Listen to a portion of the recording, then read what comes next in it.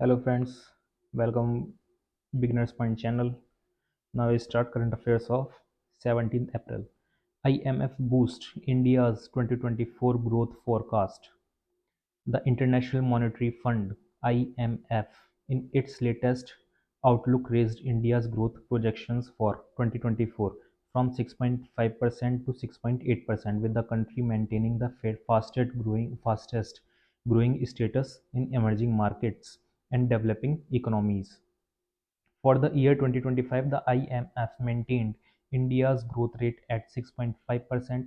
It attributed robustness and strength in domestic demand and a rising working age population behind its growth projections.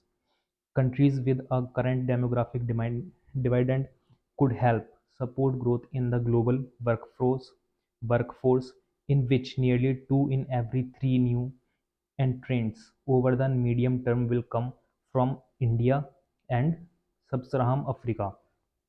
IMF noted in its latest World Economic Outlook report. UAE grapples with the heavy rains, Oman floods, claims leaves.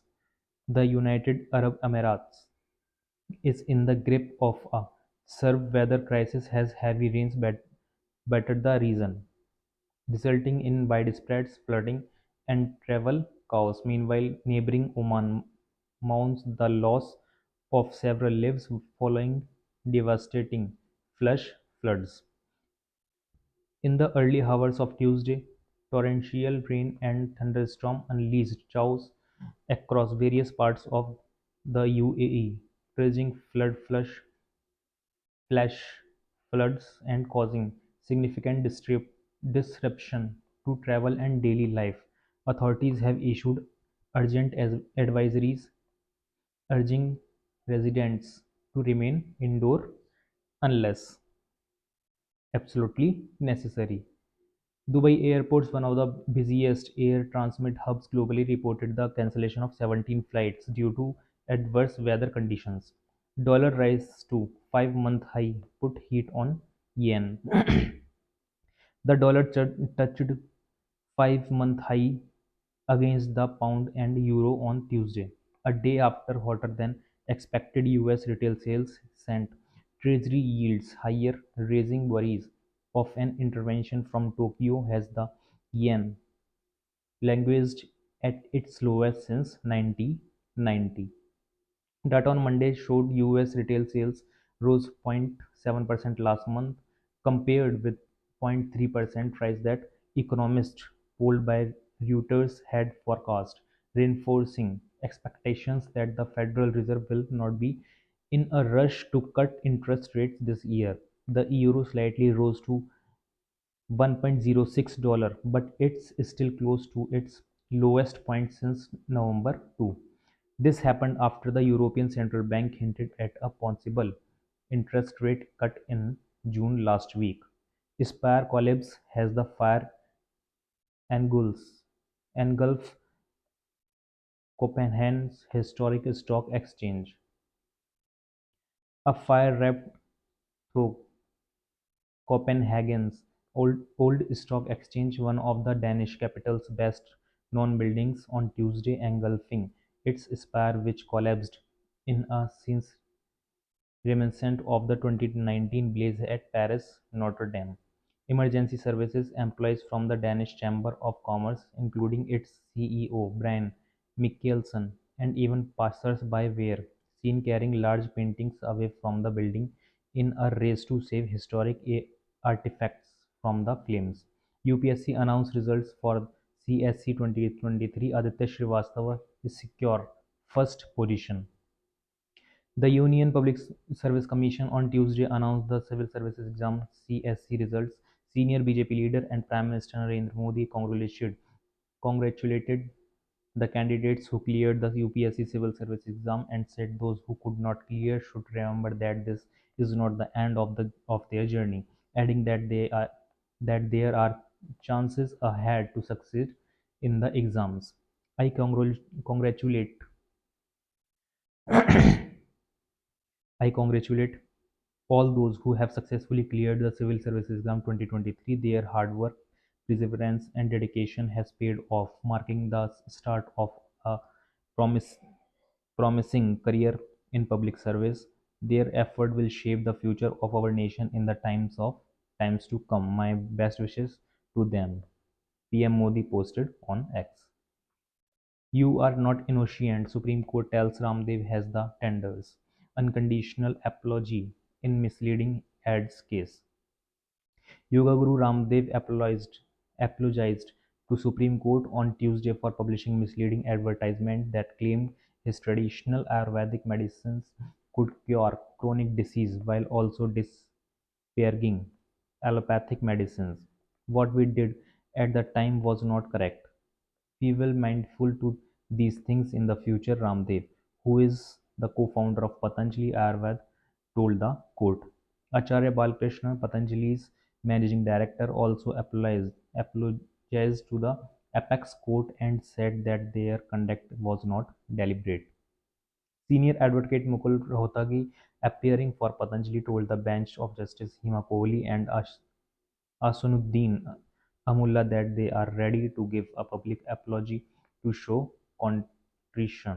The case against Ramdev relates to the Indian Medical Association's allegations that Patanjali disparages conventional medicines and continued publishing the misleading ads. Paris 2024 Olympics torch lit in ancient Olympia. The torch for the Paris 2024 Olympic Games was lit in ancient Olympian traditional ceremony on Tuesday, marking the final stretch of the 7 years preparations for the Games start on July 26. Greek actress Mary Mina, playing the role of High Priestess, lit the torch using a backup flame instead of a parabolic mirror that is normally used, due to cloudy skies for the start of a relay in Greece, France. It will culminate with the lighting of the Olympic flame in the French capital at the opening ceremony. Paris will host the Summer Olympics for a third time after 1900 and 1924. In these difficult times we are living through, with wars and conflicts on the rise, people are fed up with all the hate, the aggression, and negative news they are facing day in and day out. International Olympics Committee (IOC) President Thomas Bach said in his speech, "We are longing for something which brings us together, something that is unifying, something that gives us hope. The Olympic flame that we are lighting today is the symbol of this hope." The High Priestess then lit the torch of first runner of the relay, Greece Olympic rowing champion Stefanos Notoskos. And this is all about Olympics. India calls for inclusive framework, decisive action on UN Security Council reform. India on Tuesday called for decisive action on Security Council reform, championing an inclusive framework that truly represents the dynamic global landscape of Tuesday. Speaking at the sixth round of intergovernmental negotiation on UNS reform, India's permanent representative to the UN, Ruchira Kamboj, said India is in favor of expansion of UN Security Council membership in both the permanent and non-permanent categories, as we believe that this is the only way to achieve genuine reform of the Security Council and make it legitimate, representative, responsive, and effective. At least 17 killed in Oman flash floods that cause. At least 17 people were killed after the flash floods swept through various parts of Oman on Sunday and Monday, the country's National Committee for Emergency Management reported. Amid the ongoing situation, the government of Oman suspended the work of employees and workers in the public and private sectors in five governor, governorates, including Dam, Musandam, Al Duwani, and Al Dadira Al Dihaliyaha due to weather conditions. As a result, unstable weather, all schools across six governorates of Oman, including Muscat, will be closed on Monday. Search and rescue efforts were ongoing on Monday as water flooded valleys and streets in the Al Shahrak governorate. India allows onion export to Sri Lanka, gives additional quota to UAE. India has allowed unlimited shipment on onions to the United Arab Emirates, UAE, and Sri Lanka after banning its export in response to rising prices. The Ministry of Commerce and Industry, through the Directorate General of Foreign Trade (DGFT), issued a notification late Monday evening permitting the export of an additional 10,000 metric tons MT on onions to the UAE, above 20 24,000 ton already allowed and 10,000 ton to Sri Lanka. Bangladesh GDP growth in second quarter shrinks to 3.78 BBS. Bangladesh gross domestic product (GDP) growth in the second quarter of the current fiscal year 2023-24 slowed to 3.78%. The Bangladesh Bureau of Statistics (BBS) on Monday revealed that Bangladesh's GDP growth nearly halved in the second quarter compared to the previous quarter of this fiscal year. The country's latest available macroeconomic data showed the substantial fall in industrial output to 3.24% in the second quarter of this fiscal, which was 10% in the second quarter of 2022-23. Israeli military vows response to Iran attack has calls for restraint mount. Israeli awaited word on how Prime Minister Benjamin Netanyahu would respond to Iran's first ever direct attack as international pressure for restraint grew and amid fear of an escalation of the conflict in the Middle East. Netanyahu on Monday summoned his war cabinet for the second time in less than 24 hours to weigh a response to Iran's weekend missile and drone attack, a government source said. Military Chief on Staff Hajri Helvi and said Israel would respond. He provided no details. US National Security Advisor postpones India visit amid Middle East tensions. The National Security Advisor of United States, Jake Sullivan, has postponed his scheduled visit to India this week amid ongoing events in the Middle East, the US Embassy spokesperson said. Due to ongoing events in Middle East, NSS Sullivan has postponed his trip to India this week. NSS Sullivan looks forward to holding the Initiative for Crucial and Emerging Technology (ICET) annual review at the next earliest possible date and remains personally committed to advancing advancing our deeply constitutional, consequential and multifaceted partnership with India, the spokesperson stated. The ICET initiative was launched jointly by Prime Minister Narendra Modi and President Joe Biden in 2022 to facilitate cooperation in new and emerging technology between the two countries. Sullivan was originally expected to travel to India on April 17 for the annual ICET review. Indian and American congressmen highlighted inaction on attacks targeting Hindu temples. Indian American congressmen highlighted inaction on attacks targeting Hindu temples. Indian American Congressman Shri Thanedar interacted with the members of the Hindu community on Monday in Washington, D.C., drawing attention to the increasing incidents of attacks on Hindu temples across America. Thanedar said that the attacks have instilled fear within the community. He also criticized local law enforcement, alleging lack of action in investing these incidents. India and Mauritius bluster taxation agreement. India and Mauritius have blustered the double taxation avoidance agreement (DTAA) by implementing stricter measures to prevent investors from evading taxation on funds entering India. The amendment, signed on March 7, introduced a principal purpose text (PPT) to assess whether foreign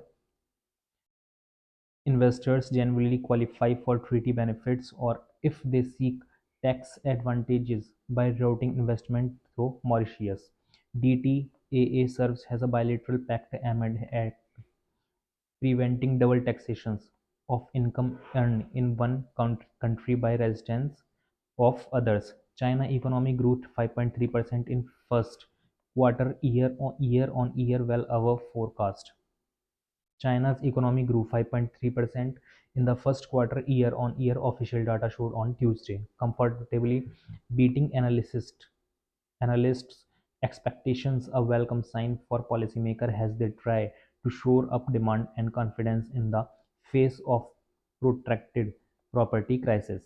Analysts polled by Reuters had expected first quarter gross domestic product GDP to expand 4.6 from a year earlier compared to 5.2 in the previous 3 months. The government is aiming for economic growth of around 5% for 2024, a target that many analysts believe is ambitious for may require more stimulus.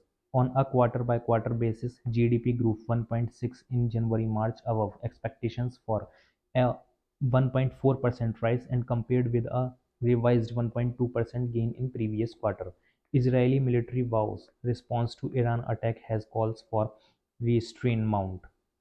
Israeli awaited word on how Prime Minister Benjamin Netanyahu would respond to Iran's first ever direct attack as international pressure for restraint grew amid fears on escalation for the conflict in the Middle East. Netanyahu on Monday summoned his war cabinet for the second time in less 24 hours to weigh a response to Iran's weekend missile and drone attack, a government source said. Military Chief to Staff Hajri Halvi said Israel would respond. He provided no details. This launch of so many missiles, cruise missiles, and drones into Israeli territory will be met with a response, he said at Nevatim Air Base in southern Israel, which sustained some damage in Saturday night's attack. The prospect of Israeli retaliation has alarmed many ईरानी ईरानी जो होते हैं already enduring economic pain and tighter social and political control since protests in 2022-2023. Iran launched the attack in retaliation for what it says was on an April 1 Israeli airstrike on its embassy compound in Damascus and signaled that it does not seek further escalation. America says India is world's largest democracy and important strategic partner.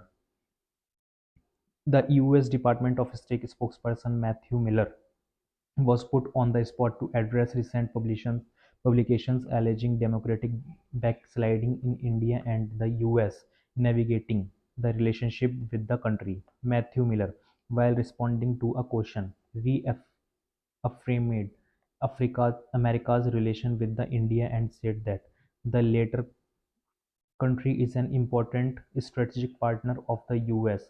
So India is the world's largest democracy. It is an important strategic partner of the United States and I expected that to remain true, Miller said in a daily press briefing on Monday. Thank you. Subscribe channel and share.